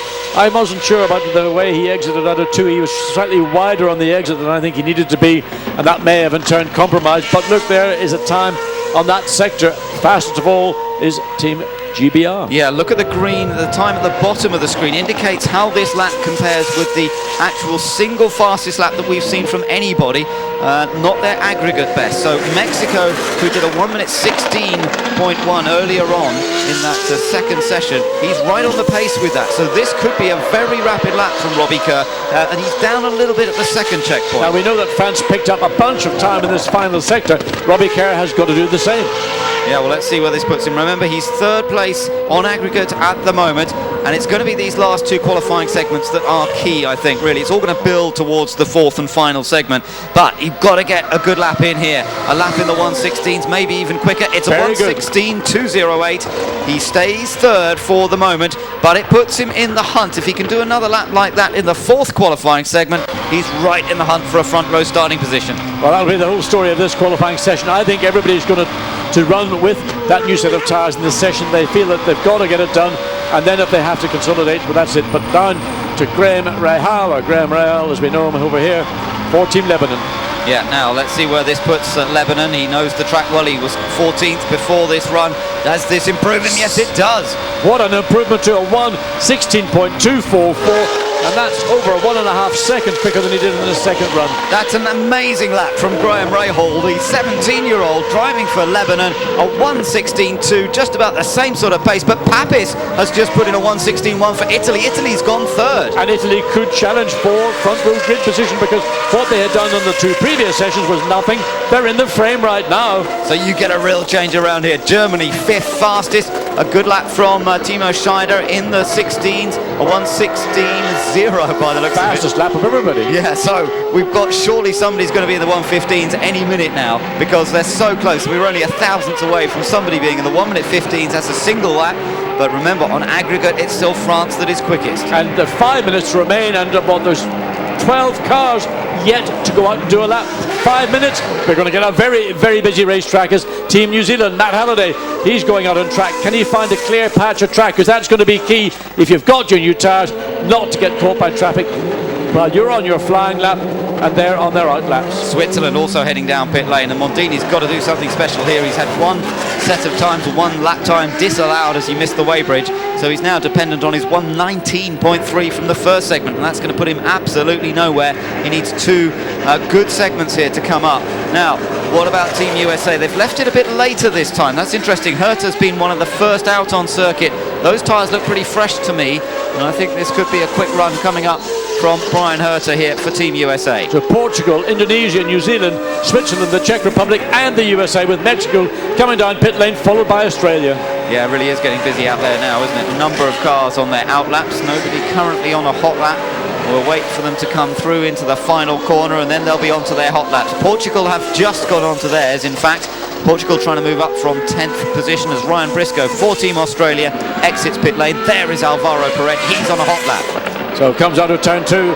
exit through 3. Then there's this got to get the car in. Be careful on the exit. That's where we saw Robbie Kerr run a little bit wide. He did a very strong time, a 1:16.2. Nevertheless, it could have been quicker. It could have been a little bit better, but let's wait and see as the times begin to evolve. 1.3. Look at the split time on Germany's quickest overall, which remember is a 1:16.000, and Perent's in good shape here if he can just tie it all together in the latter 2/3 of the lap. But watch, France is now heading out as well. France want to defend their fastest time, coming out with Team China, and they'll be looking to get into the 15s on this run for sure. So I still see the clock ticking away at the top of the screen. Alvaro Perent, he's lost time overall, but of course in that single lap he's up by a tenth, almost 2/10 of a second. This is a quick lap coming up from Alvaro Perent, really going to push Portugal further up into the top 10 here. I'm not quite sure, it won't be right up amongst the front runners because he's got a couple of mid-17s to add it to, but nonetheless a quick lap from Perent for Portugal, and it puts them 5th, and he was just outside the 1:15. Still nobody's broken that barrier. 60/100th of a second slower on that individual lap behind Germany. But look, Matt Halliday, Team New Zealand.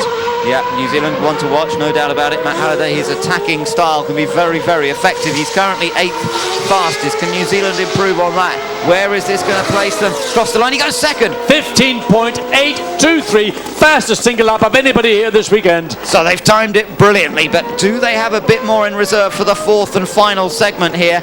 And is France going to come under pressure in the last 2 qualifying segments? There is Lapierre, we just saw him going slowly. USA may be getting a bit held up here, tucked in behind China. Oh, this is not going to be good for them. No, at all, and particularly coming into turn 9, gets past China cleanly. Now a car ahead, we can't quite make out who it is.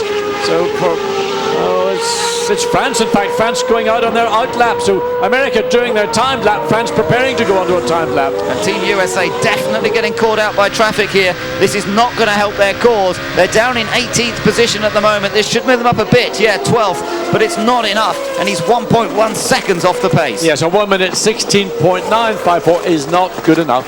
So Mexico now, watch Salvador Duran, fastest in the 2nd qualifying segment. His time... Fastest of all, 1:15.555, and he's blitzed the lap times we've seen so far.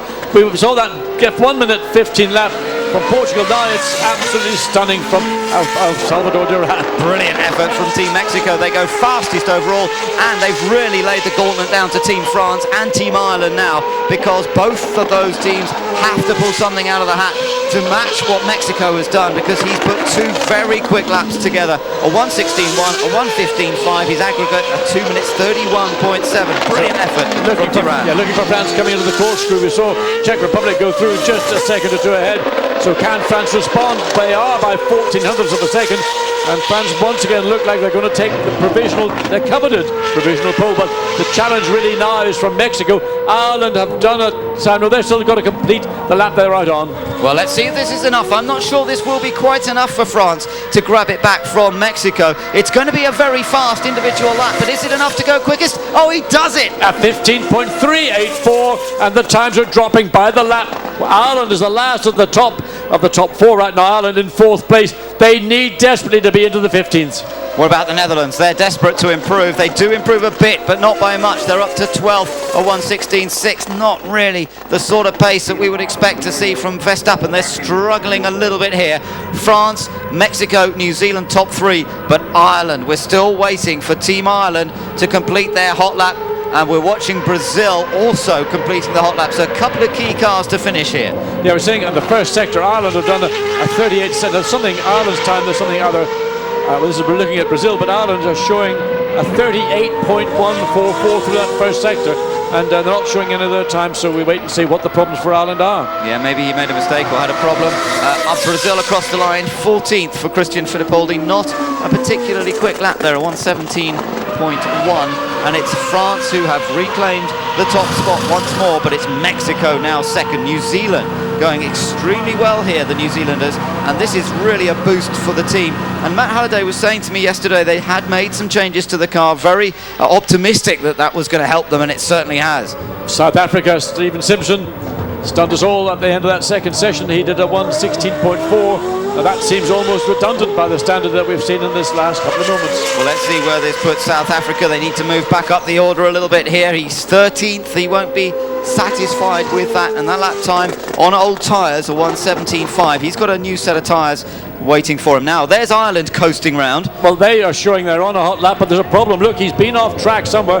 The left side of the car splattered in mud, and I think Ralph Fairman has made an error, because we saw he did go through that first sector some moments ago, but Cruz is back, and he's probably gone off course between maybe up around where we saw 5-6, where we saw New Zealand go off on yesterday's practice. Oh, and that's a real blow for Team Ireland. I'm just wondering, we're looking back at Team Mexico, who put in an outstanding lap there of 1:15.5. That was China off beside the road, and they are currently slowest qualifier. They didn't complete that lap, and that was a shame for Teng Yijiang for the Chinese team. But Ireland will be very disappointed, because although they put in 2 quick laps in the first 2 segments, by losing out on that segment, they could be struggling a bit to stay up near the top, even if they put in a quick lap in the 4th and final qualifying segment. Well, certainly the left side of Team Ireland's entry looks a bit like the old Hexagon Brabham I drove, which was known for its international racing colour of brown. So Ralph just flicking the visor open, he's brought the car back in one piece, but there's the evidence of splattered mud down the side, and well, we don't know what happened. Did he get a squeeze from another car out there? Perhaps, you know, pushing hard with so many cars on circuit, it would be terribly easy to take a gamble, try and get past somebody, and for it not to pay off. But let's look at the situation now with 3 out of 4 sessions completed. It's France from Mexico, New Zealand right up there, Ireland still there in 4th but in danger now, 5th place for Italy, Max Papis, fantastic effort for a new driver to A1, 6th place for Great Britain, then Malaysia, Portugal, Germany and the Czech Republic. Just outside the top 10, Lebanon, a great effort from Graham Rahal, Australia 12th for Ryan Briscoe, then it's South Africa, the Netherlands, Brazil, Indonesia, USA way down there in 17th. So's Canada, 2 very experienced drivers way down the list. They're ahead of Switzerland, Austria, Pakistan and the 22nd place at the moment taken by China. Nicolas Lapierre making it look easy for France in a 1:15.3. He just gets better and better and faster and faster. 1 more session left in qualifying before we find out the grid for the sprint race.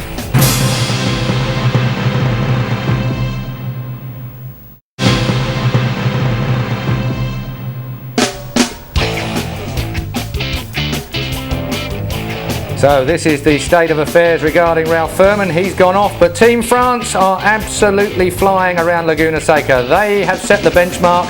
Mexico, though, could come right on board. Team France. Well, you can see live and uninterrupted coverage of race day tomorrow. A1 Grand Prix USA, 9 p.m. on Sky Sports 3. But right now you're back with us here. Andy Prix is with us in the studio. Got to say, Andy, that France are looking exceptionally good. That's 3 good sessions. They've not put a foot wrong. Nicolas Lapierre really is trying to stamp his authority all over these qualifying sessions. But if we can dodge them for the moment, Mexico looking particularly good. Salvador Duran around here really has got it nailed to the floor. Absolutely. I mean, this fight's not over. He is looking. Salvador Duran is looking very, very fast. He's on a 15.55, less than a tenth off on aggregate to France. So he's really, really fast. And the pressure's on now. This is the last practice session 4, and it's going to be a tough one. Can you see any mistake that France is making at the moment? Is there anything where they can gain a little bit of an advantage? Because they really do look so smooth around this track, as they have done in most qualifying sessions throughout A1 Grand Prix. Yes, but I have seen it and a few occasional puffs of smoke and dust, gravel trap moments. So, yeah, I mean, they are on top of their game at the moment, and I think they've clearly got the best car out there and the best drivers.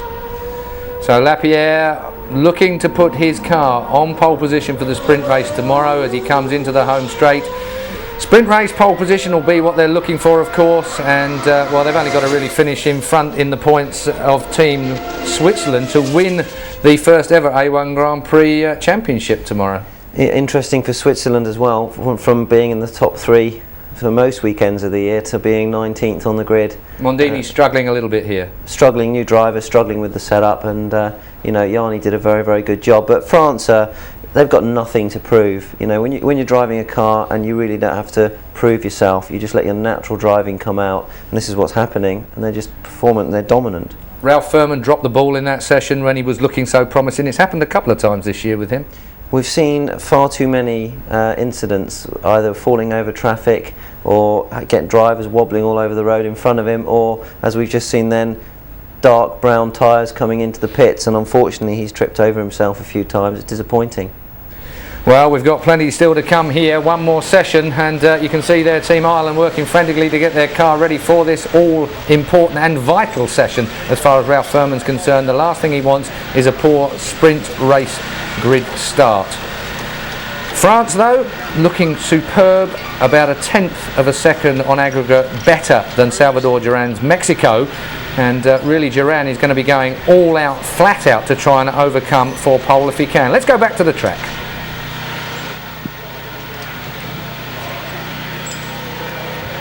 Team Ireland hard at work as they prepare their car for the final qualifying segment here after an off for driver Ralph Furman. So it means he's dropped to 4th in the standings. He was 2nd after the first 2 qualifying segments, but he's dropped a couple of places as a result of that. Still a few people in that hunt for 3rd place. The track has just gone green, so we're into the final 15 minutes now. I can't imagine we're going to see anybody out particularly early. And what it does come down to as well is who's got a new set of tyres, who has saved a new set of tyres for this final segment and could maybe spring a surprise, put in an astonishingly quick lap, which added together with one of their previous laps. Remember, they've all completed 3 timed laps so far. They take the 2 best, so if they can put in a quick one now, maybe they can spring a surprise. I think there are only 2 nations, 2 teams that can challenge France. That is Mexico, Salvador Duran, and New Zealand, Matt Halliday. We just saw a few moments ago with Lee in an interview. Sadly for Ireland, because of that error by Ralph Furman, and we think he went off course round at turn 4. Can't understand why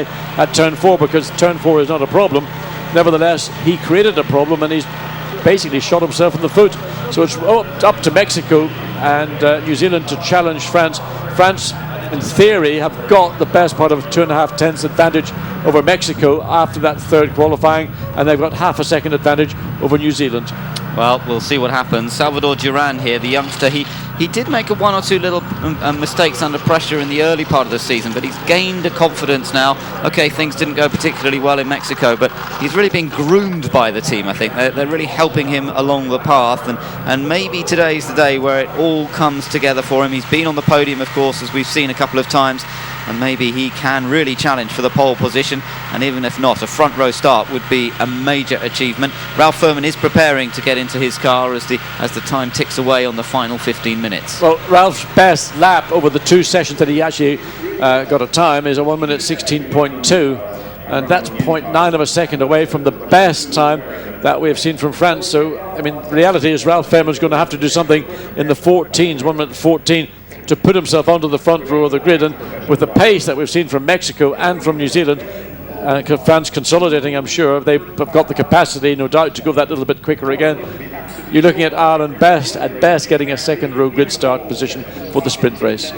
Some shots around the circuit, the mountains in the background. We saw some snow on those mountains, but I think maybe it's just thawing a little bit throughout the course of the day as this sun has been burning down. It's still not very hot here, and certainly the wind is pretty chilly, but some of that snow from last night on the hills has begun to disappear. Robbie Kerr preparing to come out for Team Great Britain. This is, remember, his last run in qualifying in an A1 Grand Prix car, at least for this season. He won't be around at the next event at Shanghai in China. So can he pull something out of the bag? He's got a 1:16.2 in the bank. Yes, and he's going again. The same situation really as Ireland are in. He needs to do something in the low 1:14s to, in reality, elevate himself from currently in 6th place up to that front row. And I mean, the task he has is well, it's about, in reality, the same as Ireland have got. Both drivers are capable of doing 1:15 second laps, but whether they can get into the 14 will be down to 2 things. One, have they got the tyre to do it with, and secondly, will they get the clear lap to do it with? Certainly haven't seen too many people held up. I'm very impressed with the run here for Team Italy, because currently they're 5th fastest. There was a quick lap from Max Papis last time around, and the ever-friendly Max, who's always a great character to have around in whatever race series he's contesting.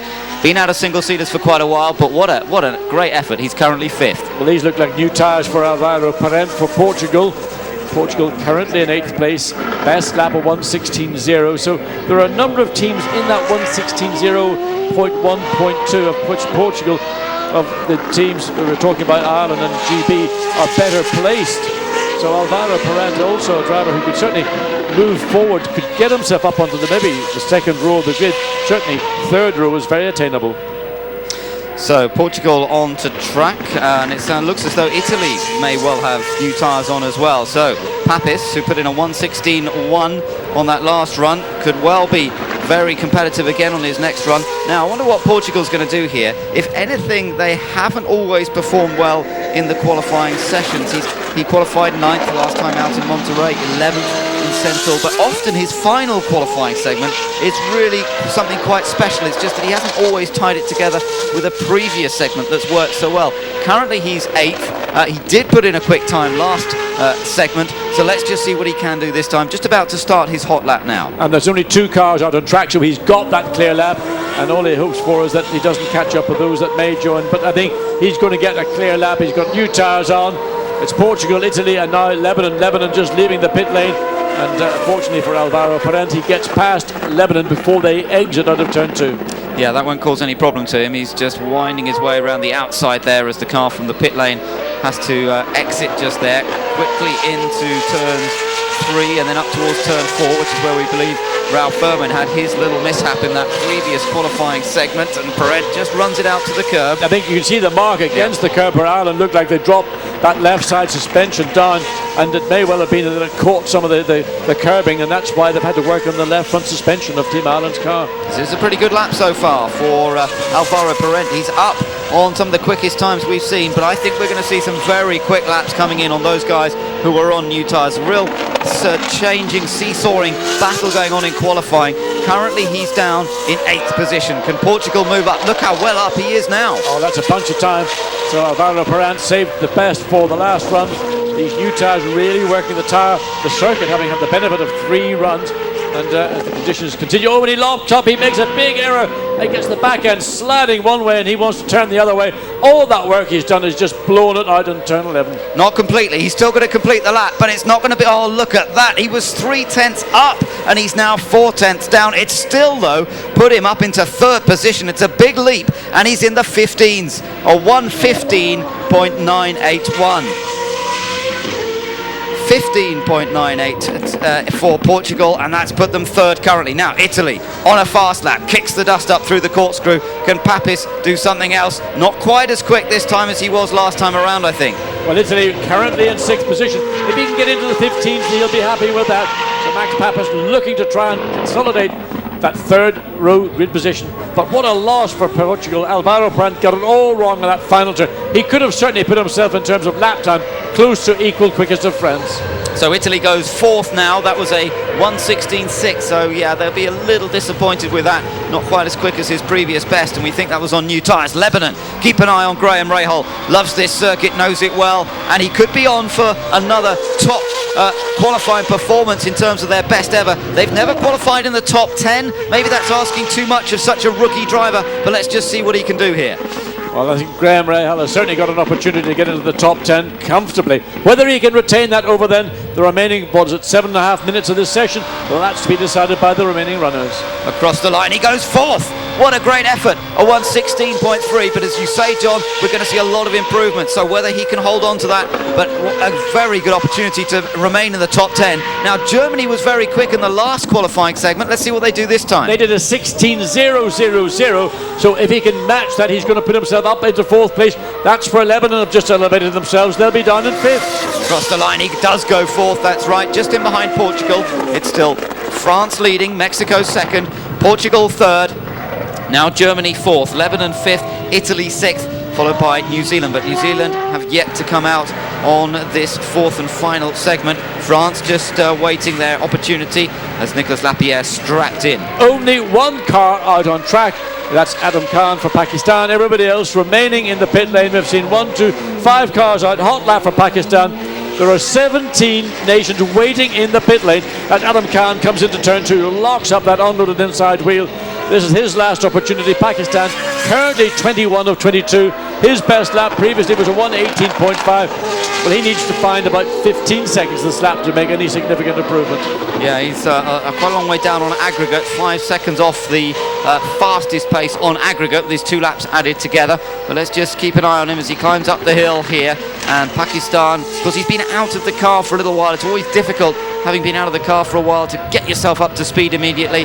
Khan sort of playing himself in a bit, and he'll use the races tomorrow, I'm sure, to really go on the attack.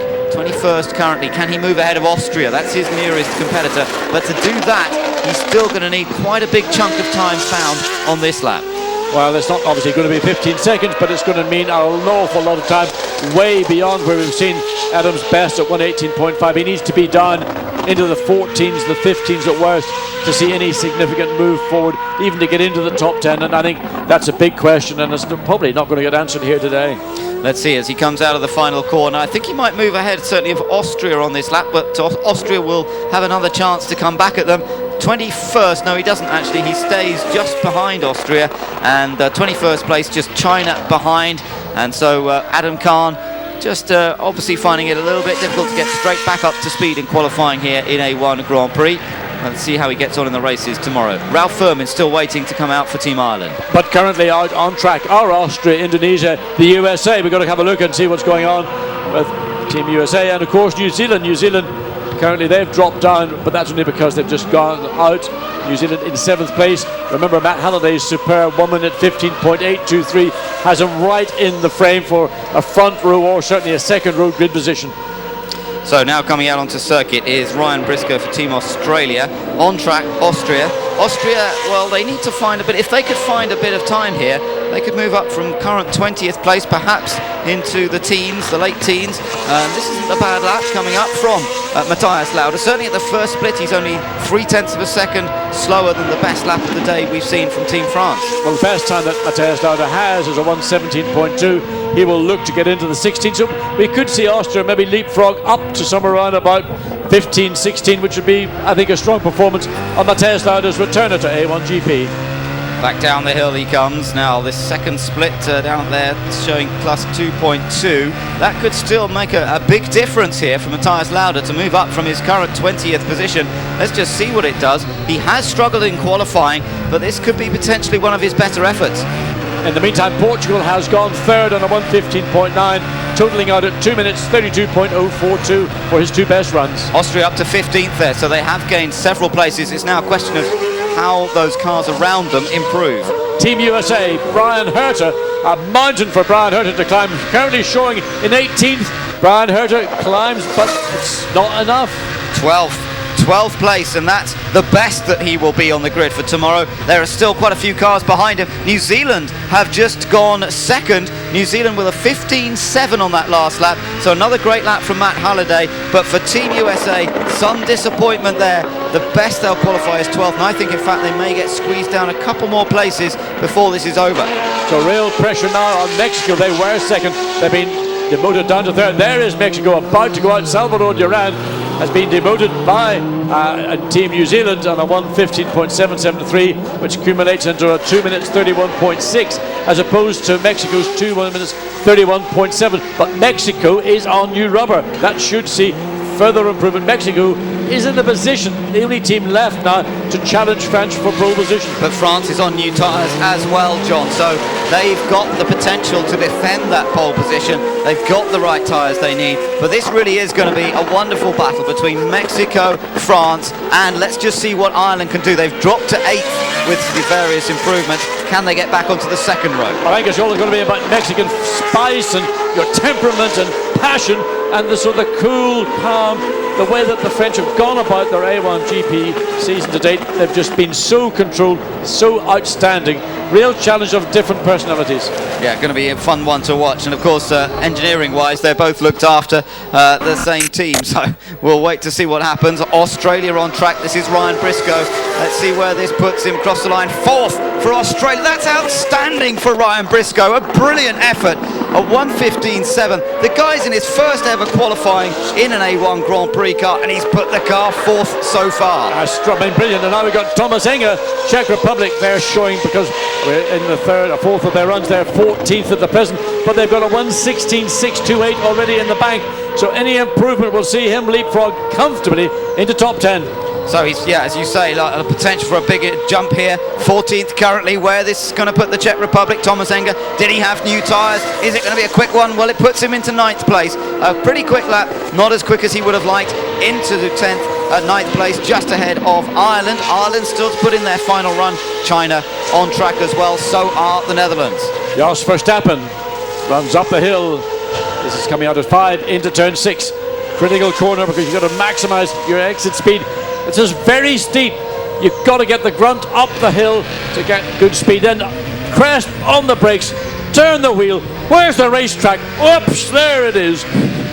Down the hill goes Verstappen. This is looking like a good lap, but is it enough? He's way down in 16th position. He desperately needs a fast time. It's looking quite fast as an individual lap. Oh, he was wide, kicked up the water on the exit of the curb. Now into the final bend. A 16.6 is his previous best. He didn't do enough in that third sector of qualifying to put himself into a challenging position in the grid. Let's see where it puts him. 8th. Well, that's a big improvement from being 14th a moment ago. He's now up to 8th, but Lebanon are ahead of him, still in 7th place. And Ireland now on a run. Let's see where this puts them. 6th place for Team Ireland. Well, Ireland ought to have had a chance. 15.8. If they had done a time in that third time sector, they could have been in the front row of the grid. But let's see what Mexico do here, John. Can they challenge France for the top spot? Let's see. He's been fast all the weekend. Yes! Look at him, a massive time. 1:15.183. It's not Salvador Duran, it's Chile Duran. But let's see, France are coming back. Mistake! Lapierre trying to claim that pole position back. Is he going to do enough here? Or will Mexico take their first pole position in A1 Grand Prix? France can't do it. Mexico has achieved it. They've taken pole position. Well, that was an error from Nicolas Lapierre. In turn 11, he overran the corner, had to go around the outside of the corner, tippy toes, and he couldn't get the throttle on. He knew those thousands of seconds were just ebbing away, and he was beaten. Was that pressure, or was it just Salvador Duran? With that little bit of knowledge he's had here since his days of racing in junior formula, but whatever it was, he had the right chili in his fuel tank today. He certainly did. South Africa desperate to move up from 19th. Where's this going to put Stephen Simpson up to 10th? That's a big jump, and it's just squeezed Lebanon out of the top 10 with the improvements that we saw there in the closing moments. But that individual lap from Team Mexico, by far the quickest of the day, a 1:15.189. His individual lap way faster than anything anybody else did. Well done to Salvador Duran. He's certainly come of age here today. He's had a couple of podium finishes, but it's Mexico's first pole position. And I mean, look at the delight. I mean, okay, it's not North America, it's not Canada, it's Mexico. It's part of the North American continent, and it's a massive country. But Salvador Duran has risen to the challenge. He had all the disappointment 2 weekends ago in his home race in Monterey. He's responded in the best possible way. He's got the provisional, well, he's got now the confirmed pole for the sprint race. He's going to start on the left-hand side of the racetrack on that rolling start. And I'll tell you what, into turn 2, forget turn 1, that's just a gentle curve. Turn 2 will be very, very interesting. Oh, well done to Salvador Duran. We have a new pole sitter once again in A1. Last time we thought we had a new pole sitter in the shape of South Africa, but they had their time disallowed. But now we do have a new pole sitter, the fifth nation. He becomes to start from pole position, and Team Mexico could be on for their first victory in the series as well. He should perhaps have won one of the races at Sentul in Indonesia. He was so well placed there, only to make a rather rash manoeuvre on Team Portugal. But now he's going to be starting up front. France will be with him, that's for sure, but they're looking at the championship. So these are the final results of qualifying. Mexico have taken pole. France will start on the front row. Then it's New Zealand and Malaysia. Malaysia really popped in a quick one at the end there as well. Australia, an outstanding effort for new driver Ryan Briscoe. Great Britain will start 6th on the grid ahead of Portugal, Ireland, and then Germany and South Africa also improving towards the end. Lebanon will start 11th, still in with a good chance of scoring their first points ahead of the Netherlands, Italy, the Czech Republic. Indonesia 15th, Switzerland down in 16th, USA down in 17th. That's very disappointing. So is 18th for Canada. Brazil 19th, and then it's Austria 20th, Pakistan in 21st, and in 22nd and final place China after a dramatic qualifying session here at Laguna Seca. Salvador Duran of Mexico keeping Team France honest. We'll be back with more analysis.